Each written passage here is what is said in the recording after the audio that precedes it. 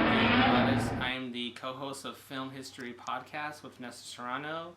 And on this podcast, I and Nestor analyze the history of a 1994 attempt at an American Godzilla film long before the 1998 travesty and much longer before the 2004 awesome revival.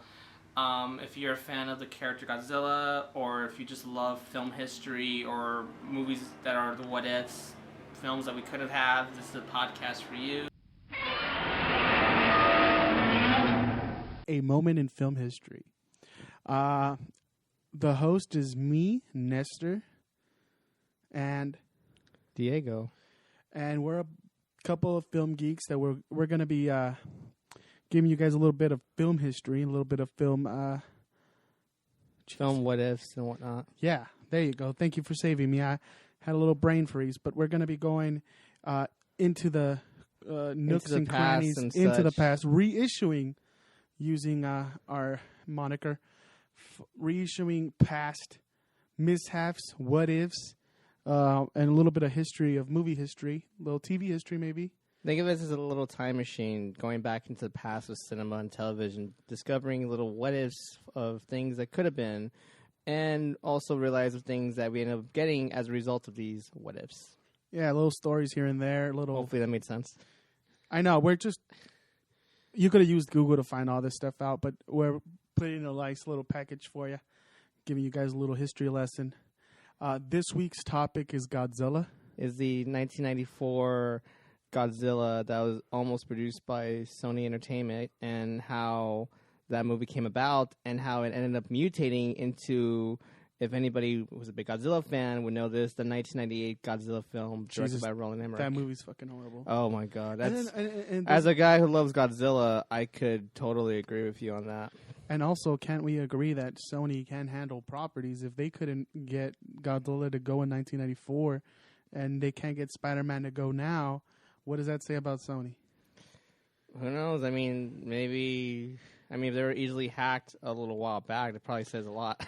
Well, I don't know about easily hacked, because, nobody knows how it happened. But I heard there's a movie coming out about the whole hacking scandal. Oh, really? Yeah, oh, but sweet. That's neither here nor there. We're going to be dealing with Godzilla.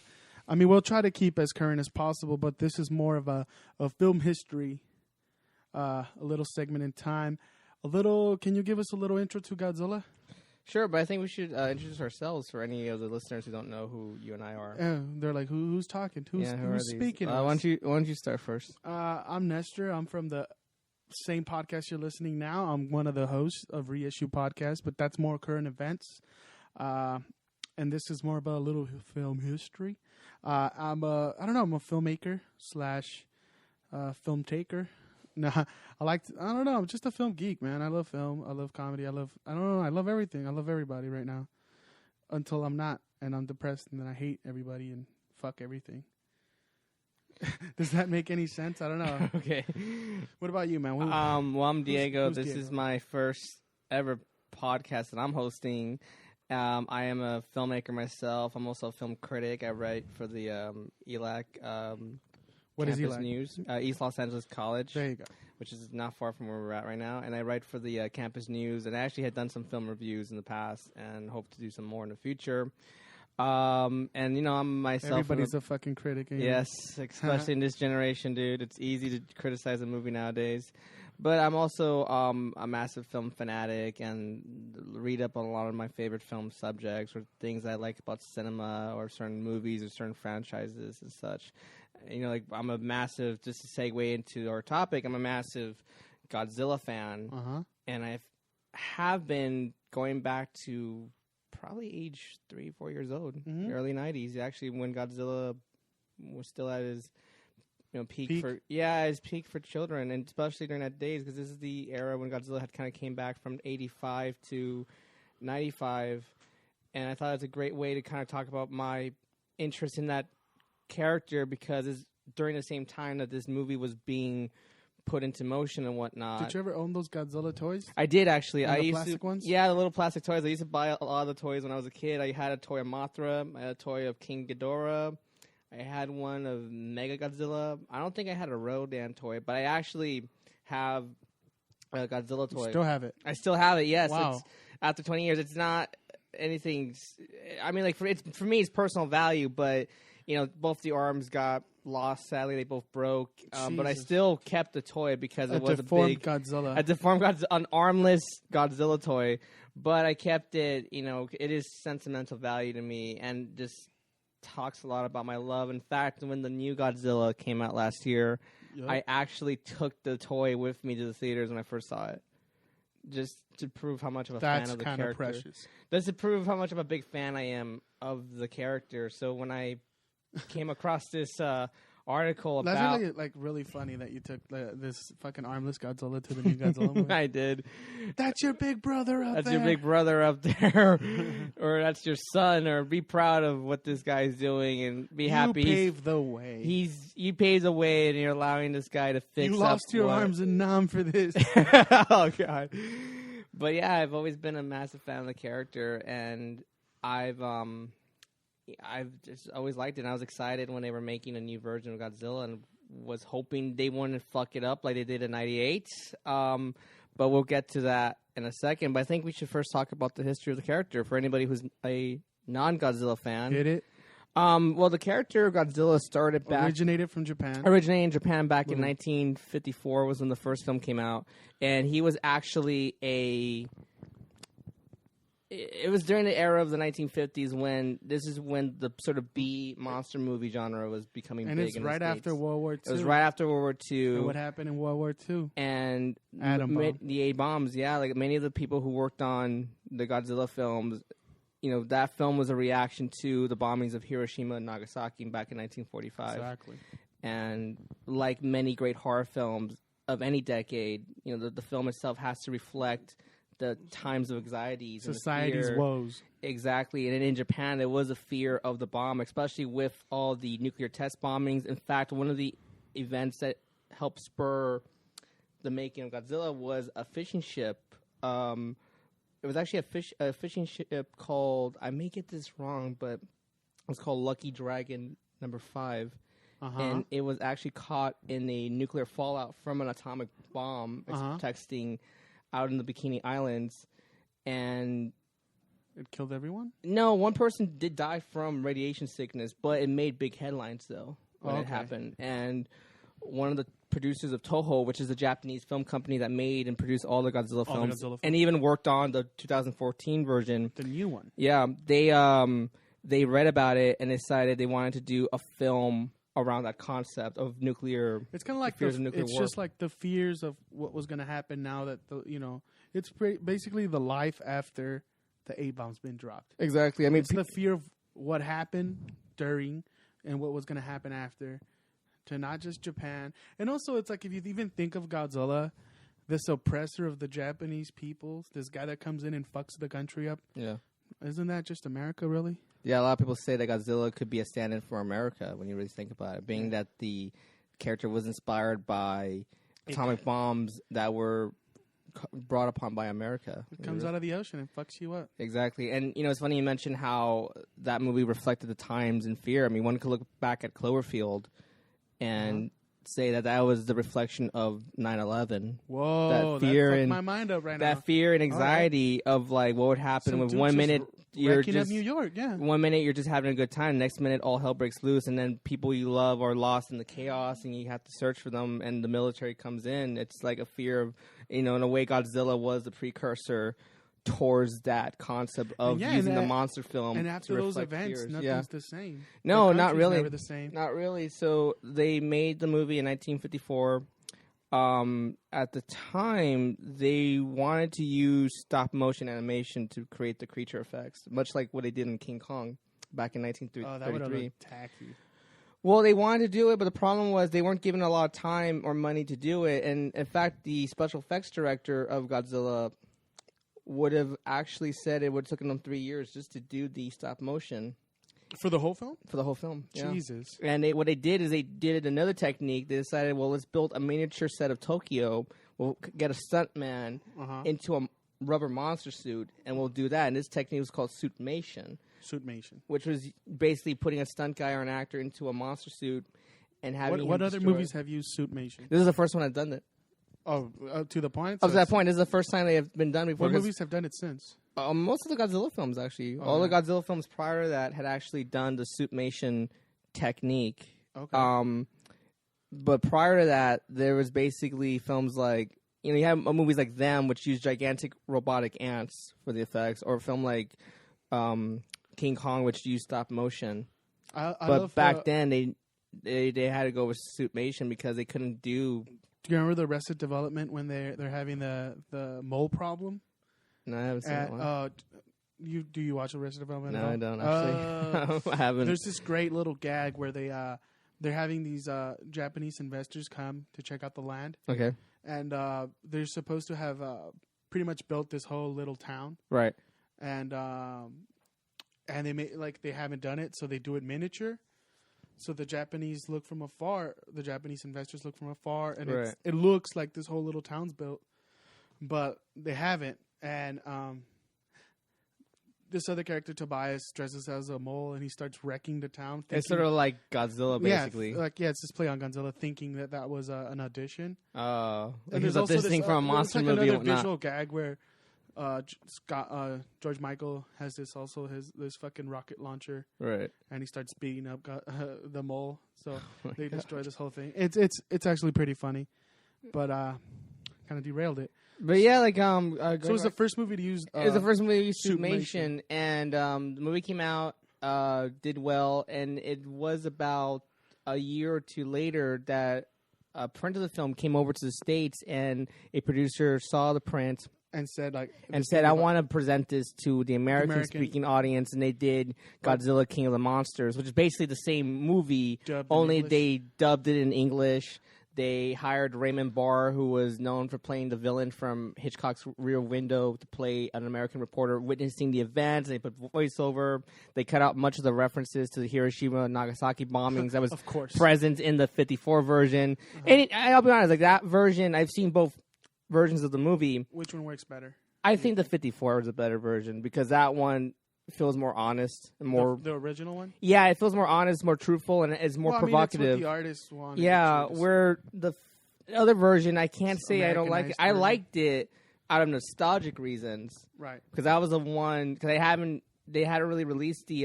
That's the one that got introduced to the American. Yeah, so I was introduced to that, but I couldn't still admire we move it. On, I kind of want to just talk about the suitmation. Yes. And what it took to get someone in that suit. Oh, it's great because I can talk about the making of that suit itself. Oh, yeah? Yeah, there's I mean, if anybody else wants to hear any more information about the making of the 54 version, they can go to this one website called the DVD Shelf Film Reviews, where a reviewer on that site actually did a documentary about the making of the 1954 Godzilla and has a lot more detailed information of that film. But I'll be able to give you a brief summary of that thing. What they did is that they, when they decided to do a monster movie, they didn't know exactly what the monster was going to be. Right. So they went through different designs. I think at one point it was going to be a creature with a mushroom head, sort of symbolizing the mushroom cloud of the bombings. Big dick. And they decided to make it more of a dinosaur creature, and they actually took elements from a children's drawing book or children's picture book of dinosaurs. Yeah. So they took elements of a Stegosaurus with the fins. They took elements of an iguanodon with the stand. They took elements of a Tyrannosaurus Rex with the little arms, with the kind of look of the creature. Right. And then for the actual scales itself, they looked at crocodiles since they had that kind of rough texture and stuff. And they decided to give them some scarring, which was also a kind of reference to the scarrings that a lot of the people who survived the bombings had, the radiation scarrings, being that the character of Godzilla was brought upon by nuclear radiation. And survived, apparently.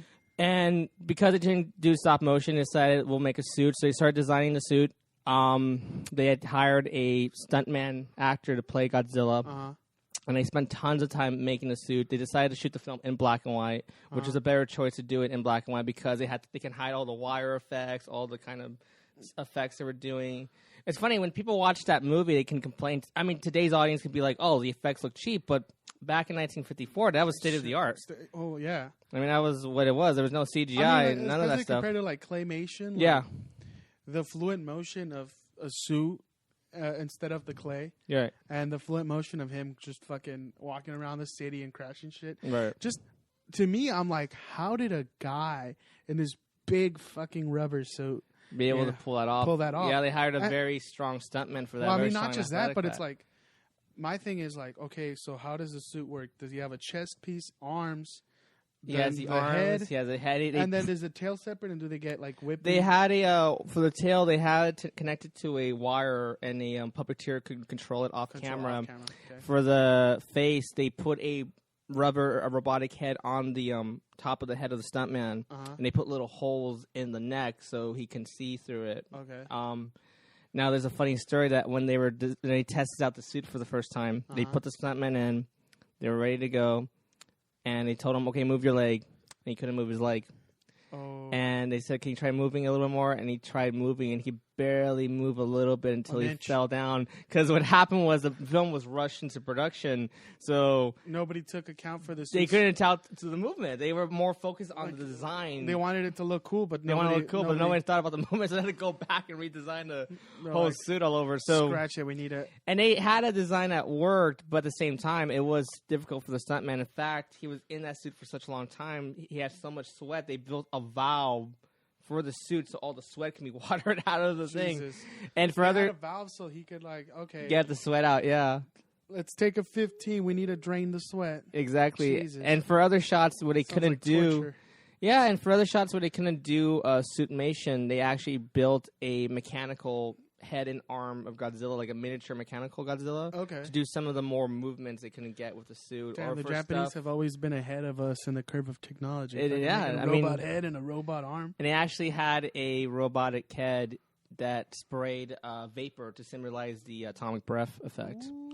So this is just amazing effects, and there was actually a couple of... What was the company name that invented all these things? I don't know the company name, but the studio that was behind it was Toho. Toho. Okay, yes. Yeah, and in fact, the guy who directed Godzilla was an assistant director to Akira Kurosawa.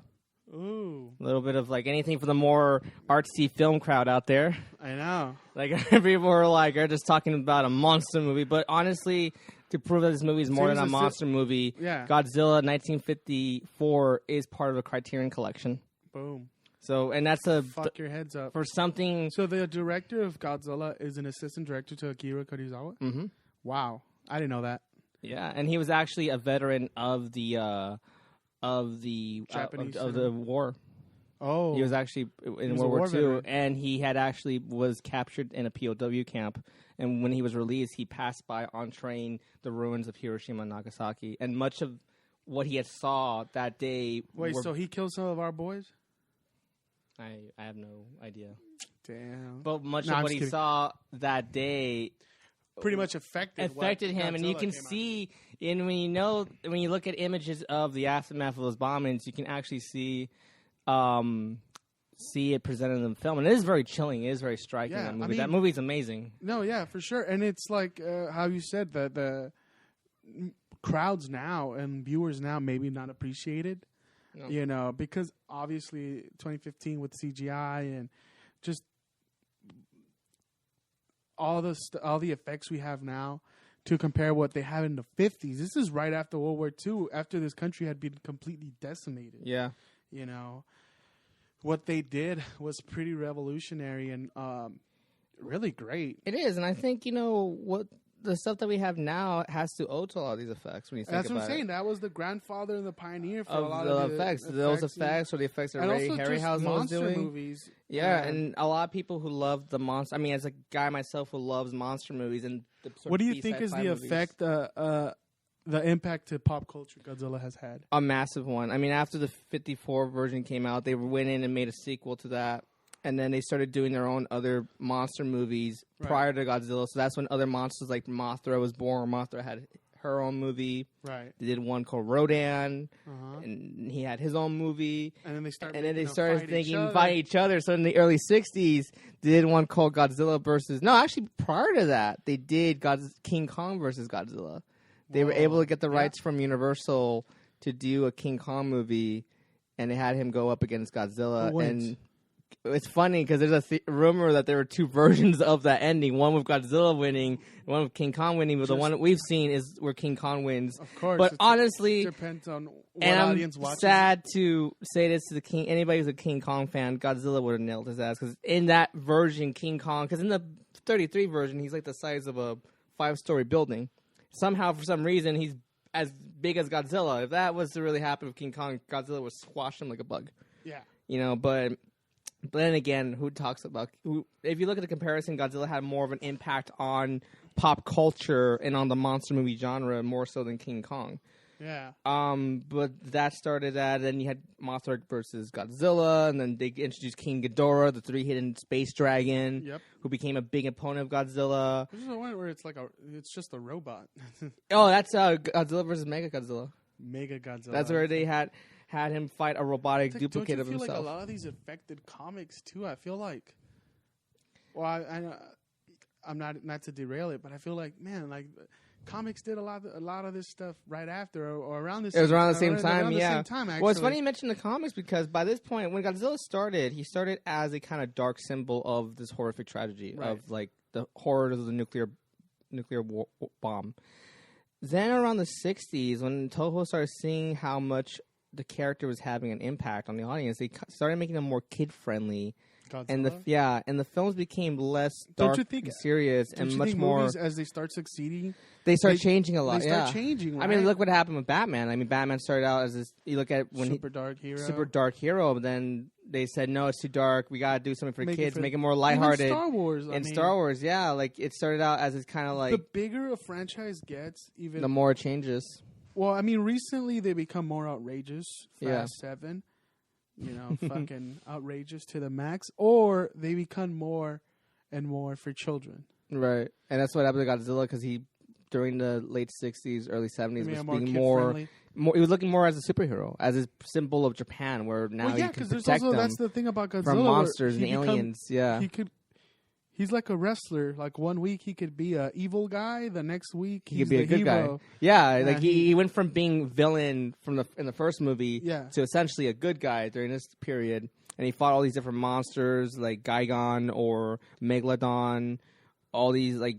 And they gave him a son at one point, like an adopted son. Son of God. He's a dad, and it just kind of became a little cartoony. And then by 1970, Godzilla with a baby mama. Yeah, then by 1975, they decided, all right, that's enough Godzilla. So they sort of shut the franchise down for a while with Terror of Mega Godzilla, and Godzilla kind of retired for like a good 10 years.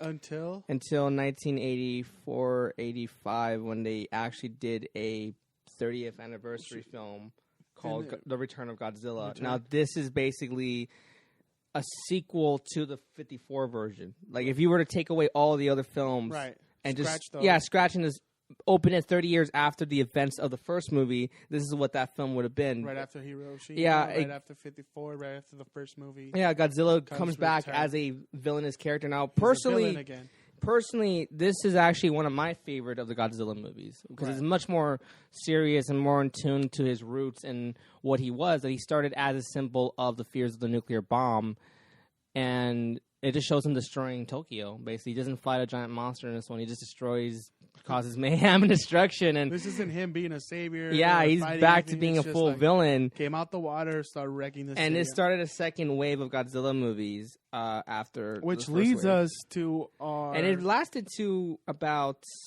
10 years. Actually, they made a few more movies after that. They made one called. They made a remake called Godzilla vs. Mothra. They started bringing back some of Godzilla's opponents like Mothra, Rodan, or Mega Godzilla. It's like some of the fan favorites. It's like, bring them up. Let's bring him back up, and he also switched between villain and hero again and again, right? Yeah, like he kind of like the first few films he's the villain, and then the second films he becomes more of a good guy, more of a hero. And by the early 90s, he was becoming more popular around the States that there's always been talk.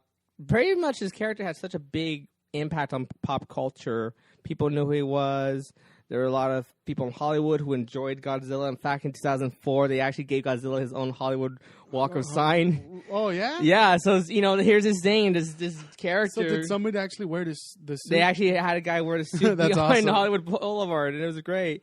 And, there's always talk about, well, maybe one day they can do an American version of Godzilla, which leads to our main subject of the movie, the American Godzilla that never became. Now, anybody who's a Godzilla fan knows that they eventually made 2 American versions. We had one that came out recently, directed by Gareth Edwards, who was the director of Monsters. Who's also directing one of the next Star Wars films, if I'm not mistaken. Star Wars Rogue One, yeah. And which looks great, by the way. Yeah, I think he's gonna knock it out of the park. He sounds like somebody who's very big into Star Wars and into Spielberg type movies, and just sci-fi in general. And sci-fi in general. I mean, you can look at the 2004 Godzilla, and it feels like a Steven Spielberg film at times. And then, of course, there was the other Godzilla movie that was 1998, considered a dark day in the history of Godzilla fans. This is to Godzilla fans what Batman and Robin was to Batman fans. Right. Which is funny because they actually came out a year apart from each other. Jesus, 2 huge flops. Two huge slaps in the face of... And then, to add insult to injury, the year after Godzilla 98, we had Star Wars The Phantom Menace. Jesus. 3 years in a row that the fans get fucked, huh? Yeah, really, really terrible. I mean, maybe that's just talking as first world problems. Yeah, it is a first world problem when you think about it. But then again, it's like we got better takes on it now. I mean, we're having new definitely. Star Wars coming out later this year. Movies, those had to get shut down, and then eventually now we better have ways to do it. Better ways. I mean, we had a better take on Batman, obviously. And also technology's better take on caught Godzilla. up. Yeah. And those look... I mean, because the 1998 version... They never really show Godzilla, right? No, they do show Godzilla, but we don't really call him Godzilla. We call that character Zilla, and there's a reason towards that, which I'll get to in a bit. So anyway, 94 Godzilla. This started out was going to be produced by Sony. We read this this is all coming from this article. By Yes, there's an article. Keith Aiken. There's an article by a writer named Keith Aiken on sci-fi-japan.com. I recommend anybody to look up the article. Especially if you're a Godzilla fan. If you're a Godzilla fan, this is an article just for you. It is a detailed article from pre-production to the failed production. About the making of this Godzilla film that was going to be produced by TriStar and was originally going to be directed by Jon Do Bont. Now, Jon Do Bont at the time Godzilla has gone from production company to production company, right? It was losing the rights. Yeah, I went from different Sony rights. was in the 1994, and now Warner Brothers was the one who made the later film. Warner Brothers and Legendary is the one that made the 2004. So it's been switching around. Yeah, so the failure of the 1994 version. What'd you say the company was trying to make it? The company I was trying to make it was the 94 was a TriStar. TriStar, which was part of Sony, so it was TriStar and Columbia Entertainment. Okay. And this was originally going to be directed by Jon Do Bont. Now, Jon Do Bont at the time was known as the director of Speed, which was a massive hit, and also a remarkable action flick. I recommend that to anybody out there. Speed is great. It's a great movie. Didn't do shit else after that, though. No. Did he do Speed 2? He did Speed 2, Sally. Now on a boat. Yeah, somehow you're going to make a boat go fast. And he also did one of the worst remakes of all time, The Haunting. Oh, yeah. Nicole Kid? No, wait. Catherine Zeta-Jones. Yeah, it's funny. You want to talk about a bad problem. The Haunting came out the same year as Blair Witch Project. Oh, that guy. And Blair Witch Project, which was produced for $35,000, made more money than The Haunting, which was a big Hollywood production. With a huge star. With huge stars at the time, you know. So this movie was...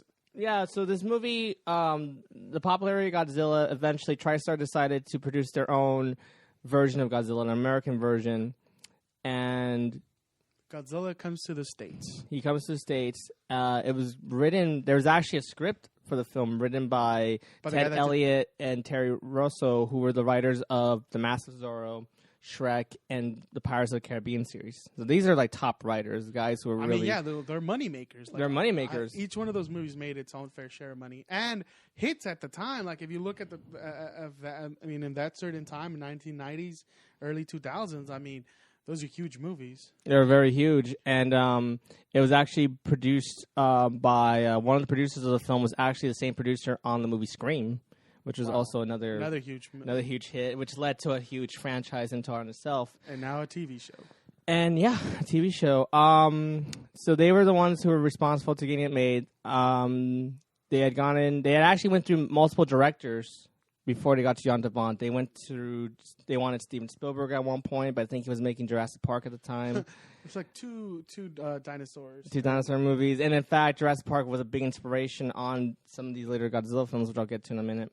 They had wanted Tim Burton at one point. Oh, that would have been terrible. Yeah, I don't think. They even mentioned that. They said it would have been more campier if he had done it. And I mean, I heard he was a massive Godzilla fan, but So Steven Spielberg, Tim Burton. They went to Burton. They went to Robert Zemeckis, I think, at one point.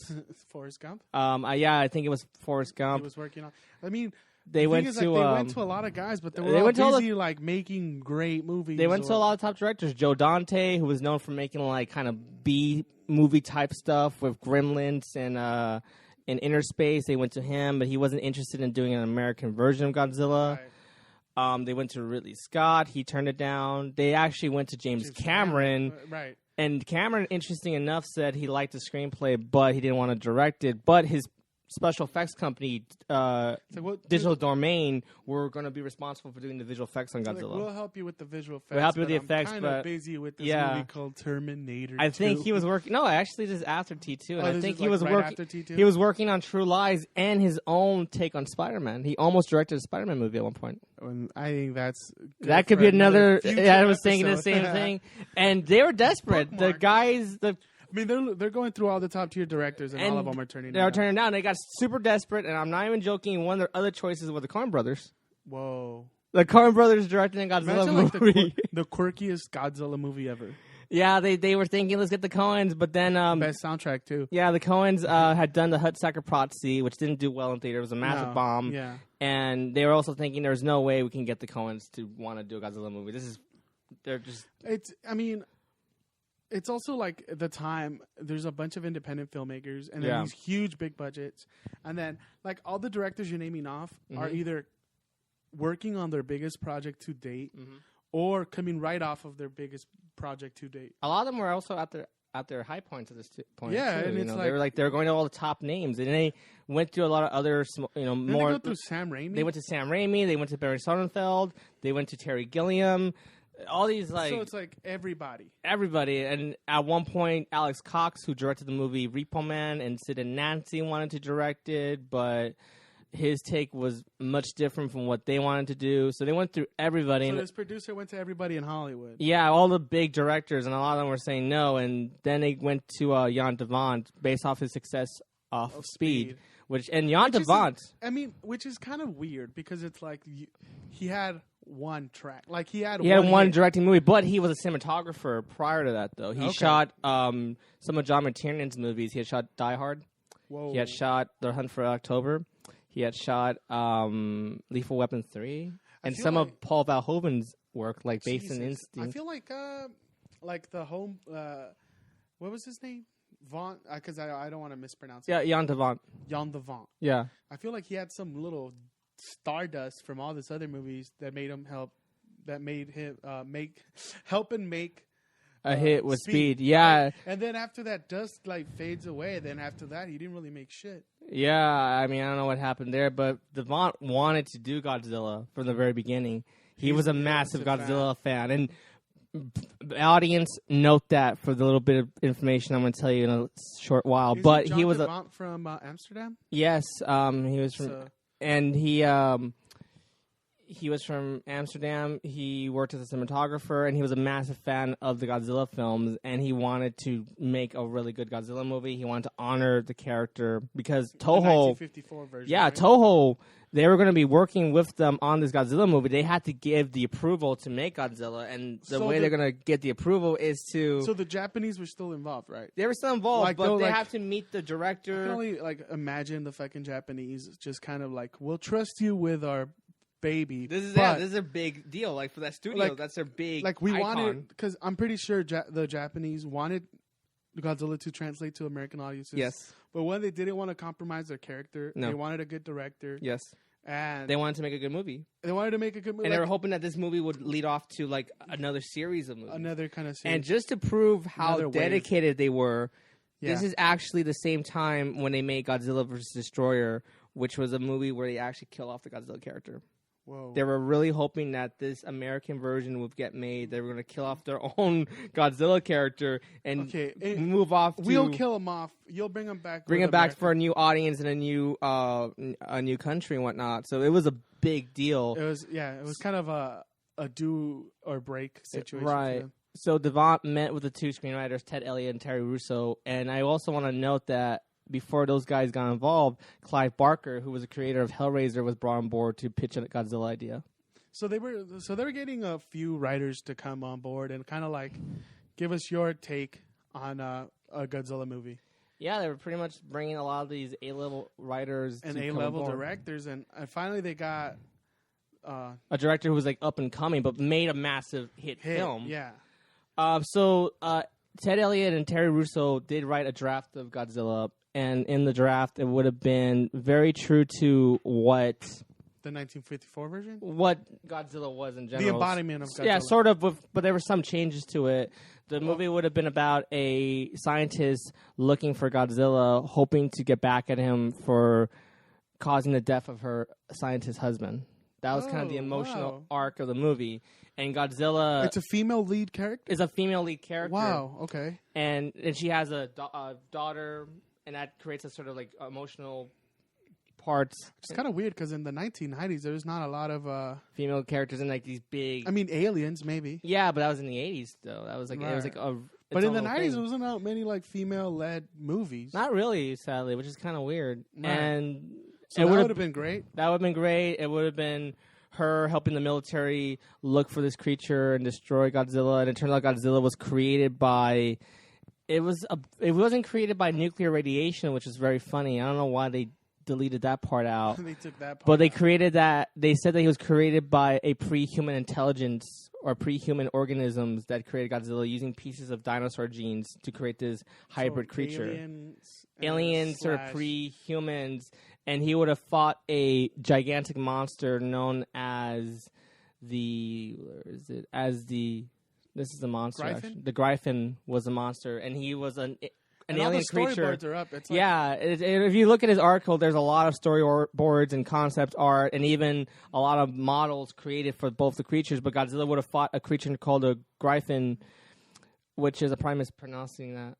Yeah, but, they're probably mispronouncing that. Yeah. We're doing our best, folks. It's like this big demon with huge wings. Yeah. He kind of looks like this devil's... like the satanic devil. Satanic devil. Yeah, he's essentially an alien who crash landed on Earth, and Godzilla would have done battle with him in the middle of New York City. Whoa. And it would have been to really big, epic climax. And there's actually even a scene where they capture Godzilla while he's on the Golden Gate Bridge in San Francisco. A little bit they kind of used for the 2014 version for that sequence on the bridge. I thought that was an interesting little bit. But yeah, there was a screenplay written. Do Bont got a hold of the screenplay. He asked for... And he liked it? He liked it. It wasn't... Yeah, we could do that. Yeah, there wasn't much changes they were going to do to the script. I mean, he made some slight changes. Right, but he was like, I'm ready to go to production with this. Yeah, so they started getting a lot of concept artists to draw out Godzilla. Draw out different... Give us your take on the look and the aesthetic for Godzilla. And this is actually one of the looks that we're going for Godzilla. So there's this clay picture of those really buff Godzilla. Really ferocious looking too. In the 90s, everybody was really big into muscles. Yeah, pretty much. Right? Yeah, and the muscles. One of the people they got to do the Godzilla effects, no joke, Stan Winston. Whoa. They got Stan Winston. Now everybody knows who's everybody, I think even like people that don't really know film know the Jim Henson Creature Shop. Yeah. Well, this is another guy who's... Can you name some of his work so people can get impressed? Well, with Stan Winston, he helped with some of the Velociraptors. He worked on Jurassic Park. He worked on a lot of the James Cameron's movies. He worked on Terminator. He was the creator of the Terminator design. He worked on Aliens. He worked on Pumpkinhead, Predator. The penguin from Batman Returns, Edward Scissorhands, so Congo, and he even worked on Avatar. Actually, he did some designs for Avatar before he passed away. He was a legend in special effects history. If anybody who's interested in going into the special effects field and character design, I highly recommend look at the work of Stan Winston. The man was a genius. Okay. But so he created a design for Godzilla. He was going to work on the failed 1994 version. Yeah, he was going to work on the Godzilla.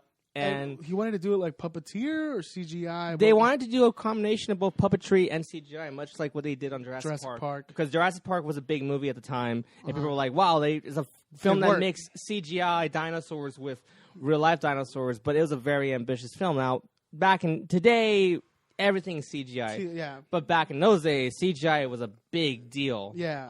Especially for a giant monster movie, and this is what slowly. Not just that, also money-wise, that probably took a lot of money to make. Oh, and this is part of the reason why we never saw this version of the movie. It was going to be too expensive. It was becoming way too expensive, and the studio was becoming. Some of the concept of we could probably describe some of these Godzillas. Some people are adding wings to Godzilla. No. Those are the other monsters. Oh, right. Those are the other monsters. No, these are the actual Godzilla designs they were doing. But they're kind of giving them that Velociraptor look. If you look at some of the ones, they were kind of making him look a little bit like a dinosaur-like, really but not inspired by Jurassic Park. If you kind of look at it, it was inspired a lot by Jurassic Park, but they wanted to still honor what the Toho version was, like the Japanese version, but still give it a kind of realistic, let's make him a giant dinosaur type character. Yeah. But still keep him true enough to what... Just so people could accept. So people can accept him. That's Godzilla. Yeah, and these are just little concept arts they did. There's some concept art of the other monster he would have fought, which is this kind of... big demon. Big demonic character, which actually looked pretty cool. And there were even little... He looks like a kind of Bigfoot with a rat tail. Yeah, like with bat wings and whatnot. And he actually would have had little monsters flying out too, little pro bat characters. So little bats. I mean, and so he had to fight more than one character in this movie then? No, he just fought... Like the one big character plus his little side? I don't think they had him fight the little characters, but he did have to fight the big monster. And then there's a scene where they actually captured Godzilla and put him into a gigantic dome, which is right there. But yeah, there's a lot of design work. So they actually eventually captured Godzilla, and what? They're going to use Godzilla to eventually beat the alien invader? Eventually Godzilla escapes and has to fight the alien invader. Well, I mean, so he's a good guy in this movie, right? Well, they don't really make him the good guy or a bad guy. He just make him an animal, really. He just kind of does his thing, and it's kind of similar to what they do in 2014. They don't make him... But he's a kind of a necessary evil. If not, the alien would win, right? Exactly. So Godzilla becomes a necessary evil. I mean, tonally, the movie, it's kind of, similar to the 2014 version, really. It's funny because, when you look at the script of that, there's elements... A lot of elements, right? Were probably used or looked at when they were doing it, which is fine because a lot of movies have done that. What do you think failed? Why do you think this movie never got made? Besides money-wise, or I think that's one of the reasons was it's just too much money. Too much money at the time. I think it was like a $200 million movie, which back in those days was unheard of. This is back in 94, 95. This is when I think the highest grossing, most expensive movie at the time was Cameron's True Lies, which was like $115 million, $120 million. And then a year later, you have Kevin Costner's Waterworld come out, which was $175 million. And look how that did. Those are just massive gambles. Yeah, you never... But that's every movie, really. Yeah, today it's more safer. But back then, when technology was still kind of on the rise, it was a really tricky deal. Ask John Carter if it's safe. Yeah. Yeah, we saw what happened with John Carter. But Do Bont was going to use Digital Domain, which is James Cameron's visual effects company, to do it. And Stan Winston was part of the Digital Domain as well. He was kind of an employee? He was one of the co-founders of Domain. Him and Cameron co-founded it together because they were really interested in creating creature effects, which later led to the creation of Avatar. And... So, the 1994 version, it moved through way too many directors, too many writers. Eventually, it doesn't get made. No, it doesn't. And in fact, this is the closest of what... The closest monster... What Godzilla would look like right here. And he kind of looks like the 33 version. It kind of looks like some of the toys I own. Mm-hmm. But very close. Like a little bit... a little dinosaurish, yeah. But not too much, though. Yeah. Just enough where we can still identify him. And that was actually clever. I as a guy who loves monster effects and designs, I actually like this design. Keep that I keep that in my room. He looks really cool. It looks great, and I think fans of the original Godzilla movie would have loved it, and they would like to have seen him gone up against. Even the villain looks really. It looks really cool, doesn't it? He does. He looks very ferocious, like he could really kick some ass. Yeah, because I think if you're going to have him go up against Godzilla, you got to have a good monster opponent. That's how it is. I mean, the Moltos and the new Godzilla, they're really good monster opponents. and a lot of effort has to be put upon to making a good monster character. But again, like if you want to see all these photos, you want to see all this stuff. Japan. It's on Sci-Fi Japan. But yeah, they were going to production. They were thinking of casting Helen Hunt as the lead role. So Helen Hunt was going to be. They were thinking being considered for the. Yeah, and Bill So she's Paxton as the male lead. Independence Day. No, not Twister. Twister. Which is funny because Jon Do Bont made Twister after this attempt on Godzilla. Right. So he had those. You know, Twister's not that bad, so I'll give him that. It's not great. Right. Wait, is Helen Hunt in Twister too? Yeah, she's the lead in Twister. So this movie helped Twister.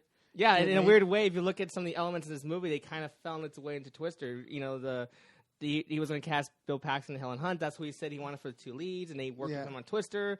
They're a movie with big effects and disaster, and like a female character obsessed with like the thing that causes the disaster. Right. The Twister itself being this monstrosity that's destroying everything in its wake. It's like this kind of must have. It's pretty much Godzilla. It's pretty much Godzilla in a strange way. And I'm assuming Jon Do Bont worked on that because of the failed Godzilla attempt. So this is where everything starts going wrong. So in 1995, that's when photography was supposed to start. Yep. He kind of had figured who he was going to cast to. But there were a lot. Like some of the companies that were backing it, they kind of bounced on them, and they kind of decided not to fund the movie, right? Not really. And not to mention that this is also after Last Action Hero, which was this big Arnold Schwarzenegger movie that bombed heavily at the box office. So I don't think they were really interested in doing... Yeah, I mean, that companies weren't throwing money at big movies. I mean, if it was made, well, even though it got made today, but I think if they had made this Godzilla version today, they probably would have had a better chance of making it. I mean, what do you think in today's era? I think so.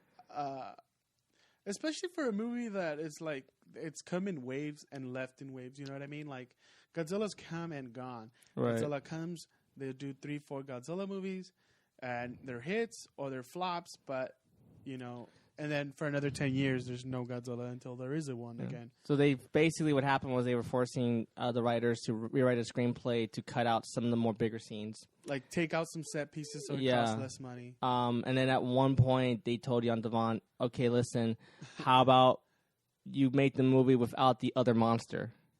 We'll just have Godzilla, but not the other monster. And Do Bont's like, well, no, we need the other monster. Godzilla has to fight somebody, or else some of the fans would know. And what's very interesting, though, is they said to him, well, listen, can you cut out the other monster, but can you give Godzilla a sidekick? Wow. And is this when he becomes the stepdad? No. What happened was they thought, let's give Godzilla a sidekick. And Jon Do Bont's like, you want me to cut out the monster because you guys are worried about the budget, but yet you want me to add another monster. And their hope was, well, if we don't own the rights of Godzilla, we're just making the American version, we can franchise our own creature and make a spin-off of that. And it just got... And the company was what, Sony? It was Sony, yeah, Sony Entertainment. Jesus, Sony fucking up since the 90s. and basically... So they wanted to give... Basically, what was going to happen was going to be a Godzilla and a little mini Godzilla. Yeah. Which was Godzilla's sidekick, and they would just wreck shit up. It was wreck shit up, and then Jon Do Bont decided, you know what, fuck this, I'm out of here, and he pulled out of the movie. I mean, it makes sense. It's like, first, everything that was great about what he was signing up for started falling apart. The script left. Mm-hmm. The villain left. Mm-hmm. The money left. Yeah. What's left? Nothing. It's just like I can understand. And he worked on it for a full 2 years? Oh no, he worked on it for maybe 6 months. Oh, okay. But still, that's a lot of your life. Hell yeah, half a year. Massive movie. I mean, some people have worked on movies that haven't took for years. Yeah, I mean, it's funny you mentioned. I just actually saw a screening of an independent film recently that was shot in 2012, and it was the first screening of that movie. 3 years. 3 years, and it's crazy when you spend. But even on a big blockbuster film, when you devote Sony, they decide to redevelop it. Well, what happened was Jon Do Bont left, and the writers they just kind of took him off. They didn't. Well, yeah, I mean they were not going to use their script. Yeah, so Jon Do Bont went off, made Twister, and they hired another screenwriter who actually worked on the script for Alien 3. Okay. Now this guy, his name is Don McPherson. he had worked on Alien 3, and he was a fan of Godzilla as well. But his take was, if the studio was worried about saving money, instead of writing all these big effects sequences, let's cut out some of the more unnecessary effects sequences and suggest Godzilla through shadows and sounds.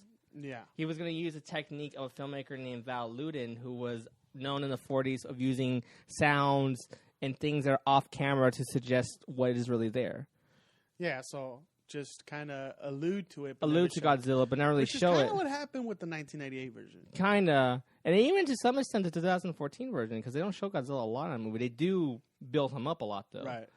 And I'll be honest, I actually think this guy's take would have been very interesting. That he would have suggested Godzilla and then show him at the end, kind of like the shark from Jaws, basically. You suggest the monster, and then at the end, show the creature, the kind of big payoff. It's the big reveal. Yeah, and I can see that, but they weren't really going for that. And eventually, this is where we lead up to... Oh, and there's a little note. David Fincher at one point was going to try to direct Godzilla. At that time? Yeah, based off that screenwriter's redraft, but they didn't want to... I mean, it's pretty much a good take. It's just kind of like... It's just money pinching, really. Yeah, and but they didn't want Fincher, because Fincher had a pretty strong reputation of being a very tricky director to work with, of course. Of course. Well, everybody loves him for that. And eventually... that led to a rewrite of the script. And rewrite. Yeah, and while they were trying to rewrite, they were also trying to look for a director. Now, one of the directors they actually went to first when they were trying to go through those directors we were talking about earlier was a director by the name of Roland Emmerich. Now, Roland Emmerich, as everybody knows, is a director of Stargate. He directed Independence Day. That was his massive hit at the time. He also directed the Jean-Claude Van Damme film Universal Soldier. I love that movie. That's a really good movie. Yeah. That's the guy who can make really entertaining movies, right? And that was his thing. He was able to make these movies that look big, but make them for very little. Mm-hmm. So, for example, Independence Day looked like a massive movie. It cost $75 million to make. Wow, which was pretty tight compared to what that movie was demanding. So they thought a lot of CGI and practical. Oh yeah, they thought, hey, if this guy can make. If he can make this, he could definitely make our Godzilla. Yeah, he can make a Godzilla movie. So it was Roland Emmerich and his producing partner, Dean Devlin, who also worked on Independence Day and Stargate. And he later, I think, worked on Leverage, which was an awesome TV series. Okay. Now, these two were actually approached to do Godzilla before Jon Do Bont came on board. Right. And they actually said no to the project, first off. But now, after he's gone... they're still, they're asking, hey, do you want to do Godzilla? And they're still like, no. Reason being, Jon Do Bont... I'm not Do Bont, but Roland Emmerich was not a Godzilla fan. I don't at all like Godzilla. Yeah, he was not a Godzilla fan. He didn't really care for those movies. He just didn't feel any nostalgia for it. Yeah, which is what a lot of filmmakers kind of, feel for them, and they attach themselves to their childhood and how they used to watch Godzilla, and what it's it meant tough to kind of separate from that. Especially, and it's true. And if you don't have that stuff for the character, then it's kind of hard to want to accept it. Yeah, and you're especially put in the time and to make a big movie that you care very little about. Exactly, and also you kind of think that because you don't care for the character, it wouldn't have an impact on the fans. You wouldn't care what the fans what were led saying. to the 1998 version? Because, at this point, there's no director, no producer. 1994 version is kind of dead. No, Roland Emmerich, who directed 98, he wanted to do another movie following Independence Day. Independence Day became this massive, massive hit. So, obviously, him and Dean Dillon were the hot director-producer team of that day. And Roland Emmerich wanted to do a giant meteor movie. And which became kind of hot. Because this is before Armageddon and Deep Impact. In fact, those films were going into production when he was planning this movie. The big meteor movie. Yeah, and it's thought oh my God, there's 2 meteor movies. How the hell are we going to compete against that? Which is weird, coming that this is the guy that also made White House Down. Right.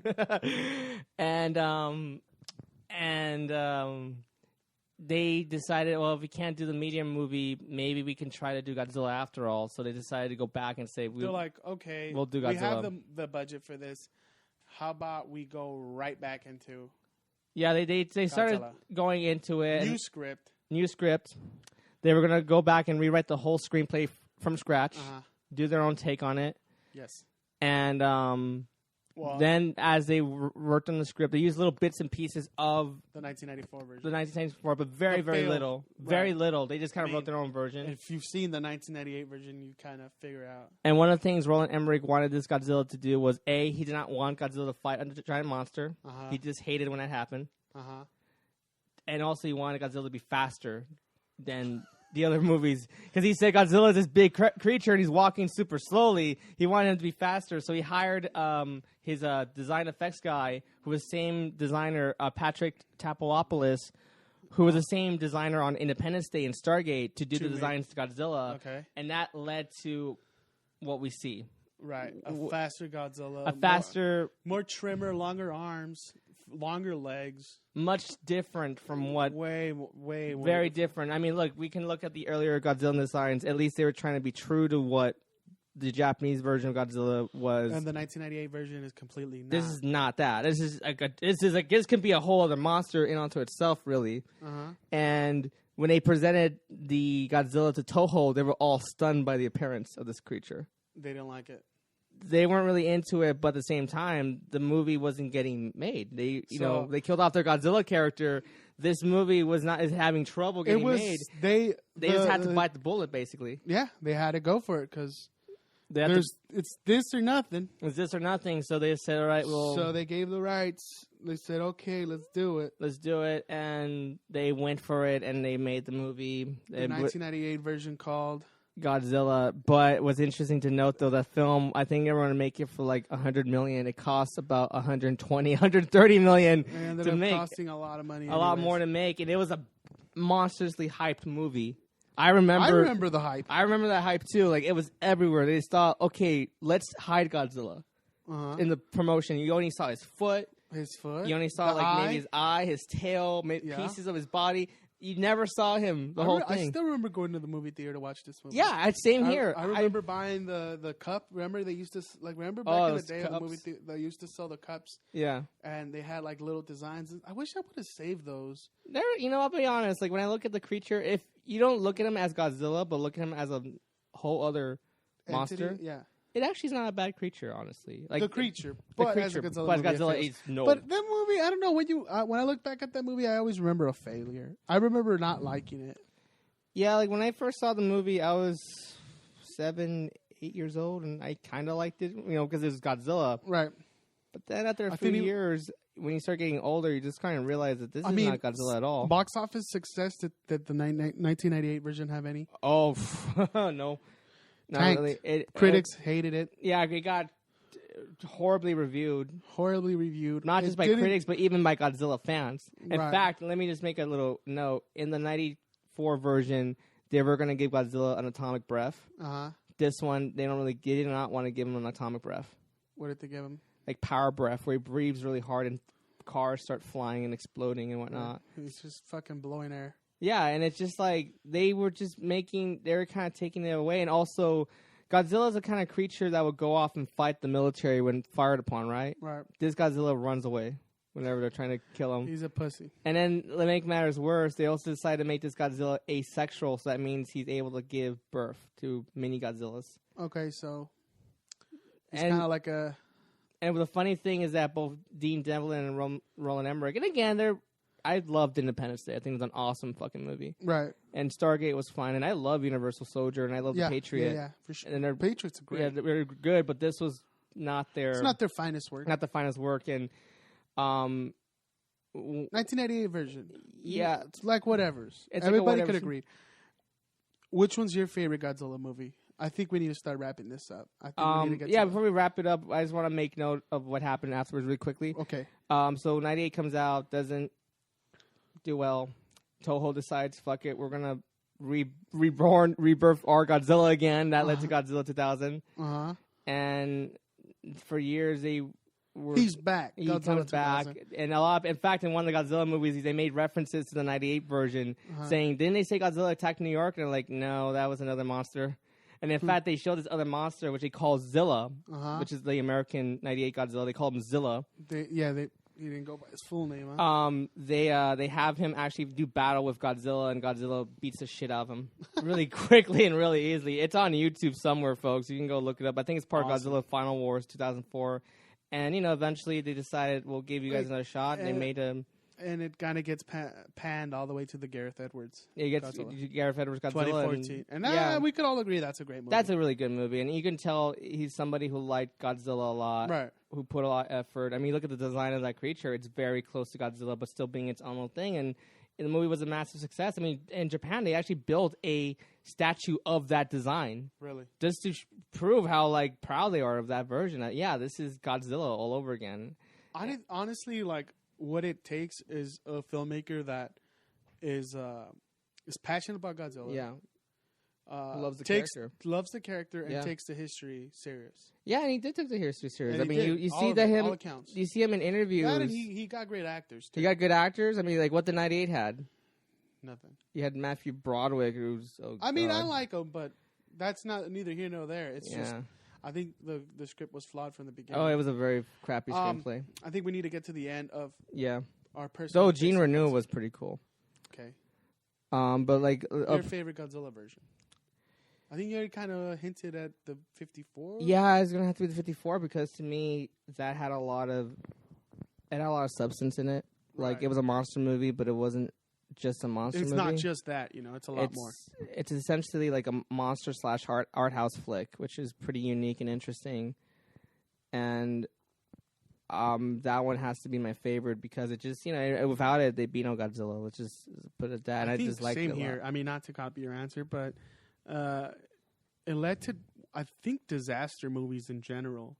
I think it probably had an impact on the disaster movies, but movies it was a monster movies. Big part of the monster movie. Because again, in the 1950s, I mean, this can be a whole podcast into itself. The history of monster movies in the 50s. That was when you had these gigantic King Kong, like them, it Terror from Beyond Space, all these great creature features. Creature features, I love that. Two words. Those are I mean, as a kid, I love monster movies and.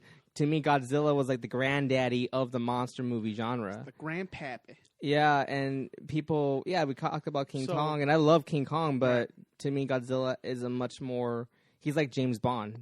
Yeah. Or he's like Harry Potter, like these characters, these icons that people cherish and love. And what's sad about the 98 version is that, the 94 version, it was being made by people. Was a little rushed. Yeah, the 94 version is going to be made by people who love the character. Well, that didn't happen. The 98 version was made by people who didn't like the character. And then luckily... Or respected it. Luckily, we found there was a director in 2014 that said, I want to do Godzilla again, and showed love for the character, which is really great. Are you happy with what we've done here? I'm really happy. Me too, man. I hope you guys learned something about Godzilla, about the failed attempt of 1994, about the rush to Godzilla 1998, about Japan and the Toho, not industry, but studio, and their belief that maybe Americanizing Godzilla would save their franchise, about the fucking costume in the water valve, because I find that fascinating. It's all great. I mean, what we gave right now was a brief information. But if you guys want, it's just a little bit. Yeah, if you guys want more detailed information, I recommend either going to. If you want detailed information, Sci-Fi Japan. Yeah, if you want detailed information on the 94 version, you can go to Sci-Fi Japan and look up the article there. It's a great article, very detailed. It has tons we'll put up some photos on the website. Yeah, it has tons. And we'll probably even put up the links to the article. And I also recommend anybody interested in the 1954 version, you can go to this other YouTube website. I think it's on YouTube. The DVD shelf movie reviews. If not, you guys could buy the Criterion Collection. 1954. I think we're gonna have to end. Yeah. Also check out the DVD shelf film reviews because it has a very detailed documentary about the making of the 1954 movie, but it has a lot of more interesting facts. I recommend those. So we just scratched the surface in with Godzilla. I hope you guys learned a little something. I hope you guys like me and Diego's chemistry. We're both film geeks. We love massive film geeks. Film history. We hope to talk more about film Hopefully subjects. we keep teaching you guys a little something. And you guys listen every other week for Reissued, our bi-weekly podcast on current events, and then Reissued of film history. What was it? Moments in Film History. Moments in Film History. Reissued presents. Yeah, we have more. Diego and Nestor. We have more ideas coming out. No, hey, on future episodes, you guys could even give us topics. Ideas. Yeah, but we're gonna probably most likely tackle 007. Yeah, we were thinking about doing that sometime in the future. That, maybe doing some horror movies. Maybe do one about the making of Batman, pre-Batman and Robin, before the Christopher Nolan movies came out. Nolan. Or even maybe a little bit about an attempted Justice League movie. George Miller. Yeah, we can talk about that. So this is basically what the podcast is going to be: a little bit of film history, a little bit of what if, a little bit of everything. And we just hope you guys like it and learn something and engage with us. I am Nestor. I am Diego. And